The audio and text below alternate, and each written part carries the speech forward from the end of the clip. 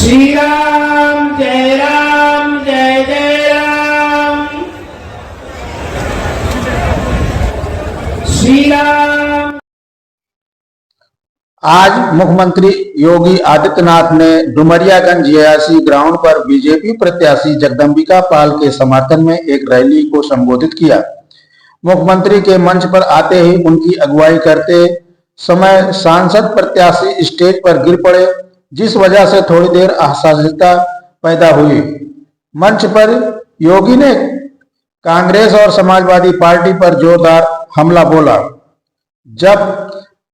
जब कांग्रेस और समाजवादी पार्टी की सरकार आती है तब देश में हमला होता है। समाजवादी और माफिया का चोली दामन का साथ है। मुख्यमंत्री ने कहा, पहले इंसेफ्लाइटिस हर साल मासूम बच्चों मरते थे, लेकिन हमारी सरकार ने माफिया और बीमारी दोनों को खत्म कर दिया। आज उत्तर प्रदेश में दो एम्स हैं और सिद्धार्थ नगर में मेडिकल कॉलेज के साथ साथ नर्सिंग इंस्टीट्यूट भी है। हमारी सरकार में अब घोटाले और बम नहीं फूटते, बल्कि अगर हम पटाखा जोर से फोड़ दें तो पाकिस्तान सफाई पहले देता है कि हमने कुछ नहीं किया। योगी को सुनने के लिए इतनी गर्मी में लोग धूप में खड़े रहे। ब्यूरो रिपोर्ट, राज 24 न्यूज से सिद्धार्थ नगर से सूरज गुप्ता की रिपोर्ट।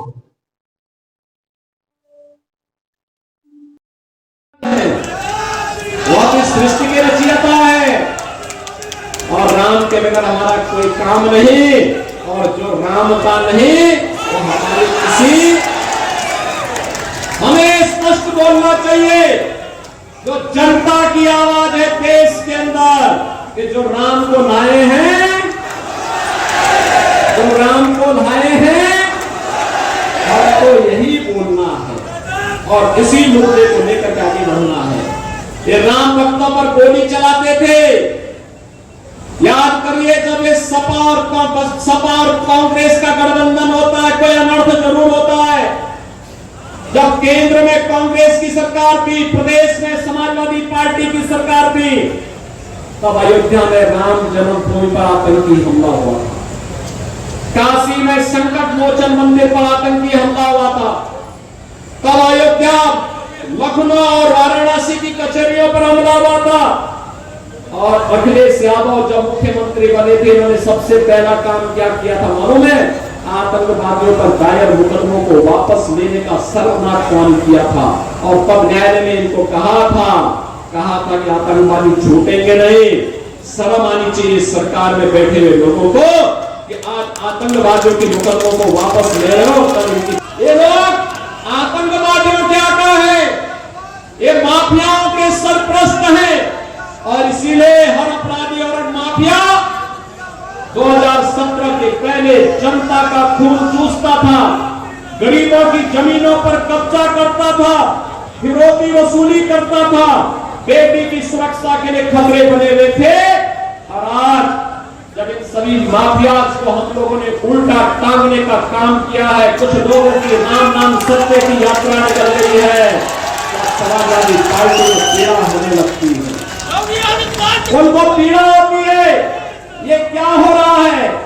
ये किसी गरीब के साथ इनकी संवेदना नहीं है, किसी दलित के साथ इनकी संवेदना नहीं है, इनकी संवेदना माफिया के प्रति है। अभी आपने देखा होगा, एक दुकान का माफिया मरा था, उस माफिया के यहाँ मातम बनाने के लिए समाजवादी पार्टी के लोग पहुंचे हुए थे। देखा होगा ना आपने? देखो, कोई गरीब के साथ कोई घटना घटित हो जाए, इनकी संवेदना उस गरीब के साथ नहीं होती है। और इसीलिए आज मैं आपसे कहने के लिए आया हूं कि बहनों भाइयों, हमें माफियाओं के सहयोगी, माफियाओं के सरपरस्त, अपराधियों के संरक्षण दाता, आतंकवादियों के आकाओं को फिर से देश की सत्ता में काबिज नहीं होने देना है, नहीं होने देना है। अगर आप कांग्रेस और समाजवादी पार्टी के मैनिफेस्टो को देखेंगे, एक खतरनाक साजिश है। एक अगर केवल कुछ ही पॉइंट उनको देखेंगे, उसमें वो कहते हैं कि अनुसूचित जाति, जनजाति और पिछड़ी जाति को मिलने वाले आरक्षण में से एक हिस्सा मुसलमान को दे देंगे। क्या आप अपना आरक्षण का अधिकार उनको देने देंगे क्या? अरे बाबा साहब भीमराव हिंदुस्तान के अंदर धर्म के आधार पर आरक्षण नहीं हो सकता। लेकिन ये कांग्रेस और समाजवादी पार्टी के लोग संविधान विरोधी आचरण करना चाहते हैं। आप सोचो, कोई इनसे पूछता है कि कैसे गरीबी हटाएंगे, कहते हैं झटके में हटा देंगे। क्या एक झटके में कैसे? कहते हैं संपत्ति का सर्वे कराएंगे, यानी आपके बाप दादों की जो संपत्ति होगी ना, उसका ये लोग सर्वे करवाएंगे। फिर उस पे आधी संपत्ति ये लोग हड़प लेंगे। जमीन होगा, मकान होगा, कोई खलिहान की जमीन होगी आपकी, कोई जेवर होंगे, बैंक में पैसा होगा, आपके बाप दादों ने जो कमा के रखा हुआ है उसमें से आधा ये लोग ले लेंगे और फिर उसको ये लोग उन लोगों को देंगे जो पाकिस्तान, बांग्लादेश और अफगानिस्तान से मुसलमान और घुसपैठिए के रूप में आए, रोहिंग्या के रूप में आए, उनको ये देने का काम करेंगे। क्या इसको स्वीकार करेंगे? क्या इसको स्वीकार करेंगे? क्या उसको ये कहते हैं विरासत टैक्स। ये विरासत टैक्स क्या हिंदुस्तान में लगने देंगे? क्या बहनों और भाइयों, ये विरासत टैक्स औरंगजेब का जजिया कर है। मुसलमानों में एक क्रूर बादशाह हुए थे, उसका नाम था औरंगजेब। औरंगजेब, कोई सभ्य मुसलमान भी अपने पुत्र का नाम औरंगजेब नहीं रखता। ये जजिया करता, वो हिंदुओं पे लगता था कि या तो मुसलमान बनो या जजिया कर दो। और बहनों और भाइयों, जो नहीं देता था उसको सिर कलम कर दिया जाता था। ये काम मुगल काल में होता था। और आज हिंदुस्तान के अंदर कांग्रेस और समाजवादी गठबंधन विरासत टैक्स के नाम पर औरंगजेब का ये जजिया कर लगाना चाहता है। और जजिया कर इसलिए लगाना चाहता है जिससे भारत के अंदर आपको दबाया जा सके, आपकी भावनाओं को दबाया जा सके। किस रूप में लोग साजिश करते हैं? मैंने कहा ना, कोई मुसलमान भी अपने पुत्र का नाम औरंगजेब नहीं रखता, क्योंकि औरंगजेब ने अपने भाई की हत्या की थी और अपने बाप को भी जेल में बंद करके पानी के लिए तरसाया था, एक बूंद पानी के लिए तरसाया था। शाहजहांपुर में आप खुदा वक्त लाइब्रेरी पटना में जाकर के देखिए, उस लाइब्रेरी में शाहजहां की जीवनी के बारे में आप पढ़ेंगे, आप भी कहेंगे कि कमबख्त ऐसा पुत्र तो न हो तो अच्छा है। शाहजहां कहता इस बारे में, उसने कहा था इस बारे में, उसने कहा था कि इससे अच्छे तो ये हिंदू हैं, जीते जी अपने अपने बुजुर्गों का सम्मान करते हैं और मरने के बाद श्राद्ध और पितरों का तर्पण करके भी उनको जल देने का काम करते हैं। एक कमबख्त औरंगजेब है, इसने मुझे एक बूंद पानी के लिए तरसाया है।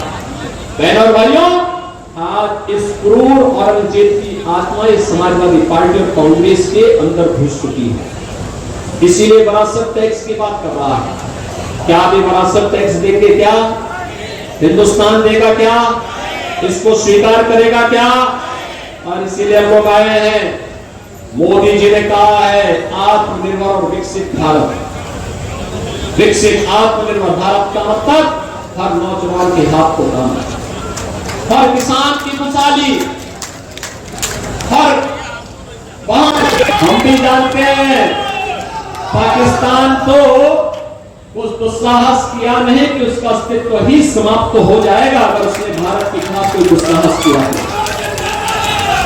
और इसलिए बहनों भाइयों, आज मैं आपसे कहने के लिए आया हूं यही, आज जो सुरक्षा का बेहतर माहौल है, आज जो विकास की प्रक्रिया के साथ जोड़ा गया है, 7 करोड़ लोगों को देश के अंदर 5 लाख रुपए प्रतिवर्ष स्वास्थ्य बीमा का, आयुष्मान का कार्ड की सुविधा भी है।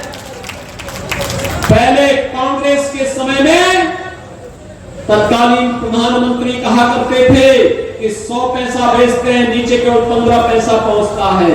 आज ये स्थिति नहीं है, आज तो आपके पास जनधन अकाउंट खुल चुके हैं।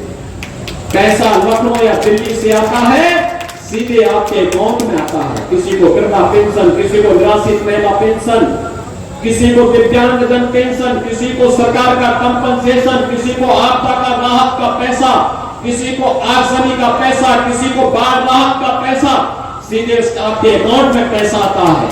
आपको किसी इधर भटकने की आवश्यकता है ही नहीं। एक क्लिक हम लोग लखनऊ में करते हैं, अगले क्षण पैसा आपके अकाउंट में आ जाता है। आपको इधर चक्कर लगाने की आवश्यकता नहीं पड़ती है। आप सोचिए 12 यूपी का लाभ देश के अंदर प्राप्त कर रहे हैं। पहले किसान आत्महत्या करता था, नौजवान पलायन करता था, आज 12 करोड़ घरों में शौचालयों का निर्माण हो गया है। 10 करोड़ घरों में उज्ज्वला योजना का कनेक्शन पहुंच गया है। और हमने यूपी में तो व्यवस्था की है कि होली और दीपावली के अवसर पर एक भरा हुआ फ्री सिलेंडर उन सभी परिवारों को उपलब्ध करवाने का काम कर रहे हैं लगातार जारी।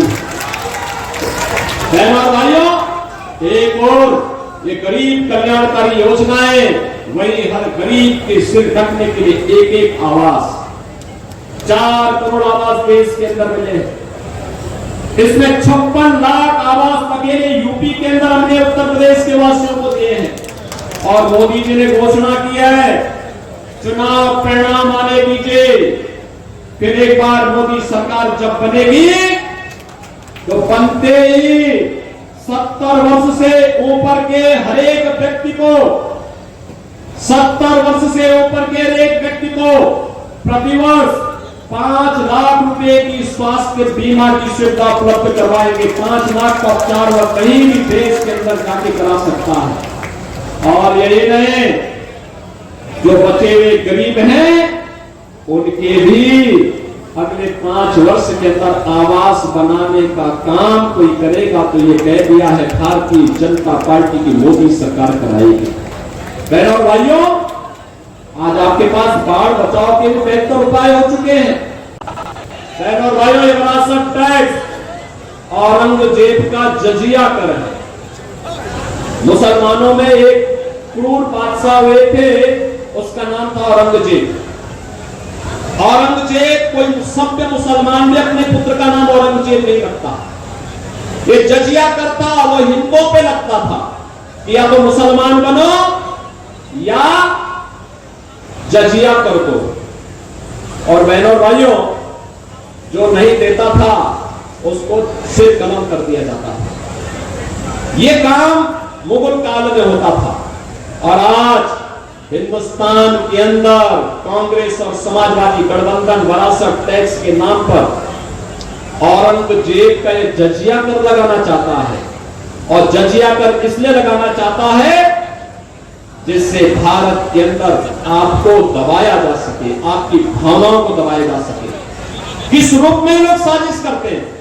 मैंने कहा ना, कोई मुसलमान भी अपने पुत्र का नाम औरंगजेब नहीं रखता, क्योंकि औरंगजेब ने अपने भाई की हत्या की थी और अपने बाप को भी जेल में बंद करके पानी के लिए तरसाया था, एक बूंद पानी के लिए तरसाया था। शाहजहांपुर में आप खुदा वक्त लाइब्रेरी पटना में जाकर के देखिए, उस लाइब्रेरी में शाहजहां की जीवनी के बारे में आप पढ़ेंगे, आप भी कहेंगे कि कमबख्त ऐसा पुत्र तो न हो तो अच्छा है। शाहजहां कहता इस बारे में, उसने कहा था इस बारे में, उसने कहा था कि इससे अच्छे तो ये हिंदू हैं, जीते जी अपने बुजुर्गों का सम्मान करते हैं और मरने के बाद श्राद्ध और पितरों का तर्पण करके भी उनको जल देने का काम करते हैं। एक कमबख्त औरंगजेब है, इसने मुझे एक बूंद पानी के लिए तरसाया है। बहनों और भाइयों, आज इस क्रूर औरंगजेब की आत्मा इस समाजवादी पार्टी और कांग्रेस के अंदर घुस चुकी है। इसीलिए विरासत टैक्स की बात कर रहा है। क्या भी विरासत टैक्स देंगे? क्या हिंदुस्तान देगा? क्या इसको स्वीकार करेगा? क्या? और इसीलिए हम लोग आए हैं। मोदी जी ने कहा है आत्मनिर्भर और विकसित भारत। विकसित आत्मनिर्भर भारत का मतलब हर नौजवान के हाथ को काम, हर किसान की खुशहाली, हर वहां के बेटा है सिद्धार्थनगर, यह तो महात्मा बुद्ध की धरती है, शांति और सौहार्द की धरती है। यहाँ पे माफिया को फिर से मत पनपने दीजिए। ये माफिया पनपेंगे तो गरीबों की संपत्ति पर कब्जा करेंगे। याद करिए, इसी डुमरियागंज में और इसी कपिलवस्तु में मुझे आंदोलन करने के लिए आना होता था, आंदोलन करते थे हम लोग, और तब आपको न्याय मिल पाता था। ऐसी नौबत मत आने देना। ये माफिया किसी के नहीं है, ये तो केवल और केवल स्वार्थ के हैं। किसी भी गरीब की, किसी भी व्यापारी की किसी की भी संपत्ति कब्जा करके और जबरन बंदूक की नोक पर उसे लिखवाने का काम करेंगे। यद्यपि हम इन माफियाओं को उल्टा टांग करके मिर्च का धोखा लगा करके इनको जीना आराम कर देंगे।